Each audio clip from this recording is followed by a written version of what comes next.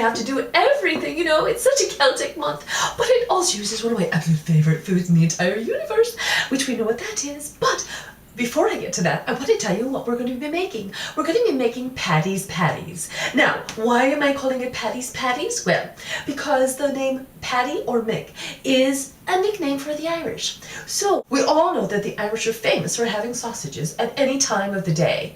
And in fact, no one would go visit James Joyce in Paris without taking him 2 pounds of his absolute favourite sausage and a bottle of his favourite Irish whiskey.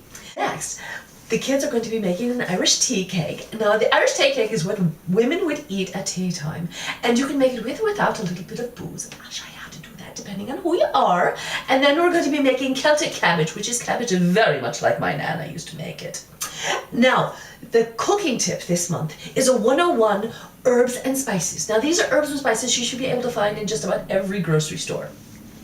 And I explain a little bit more about them.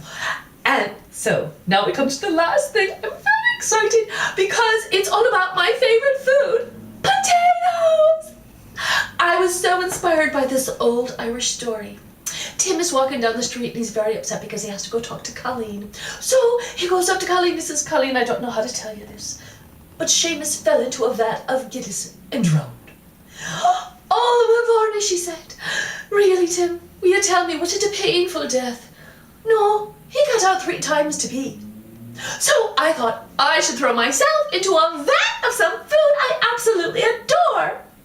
And since we all know that a 7-course Irish meal is a 6-pack of Guinness and a potato, I decided to do that a little bit backwards and do a 1 Guinness and 60 pounds of potatoes. So I'm just going to dive in and I just have to say it one more time. Yes, I love my immersion blender.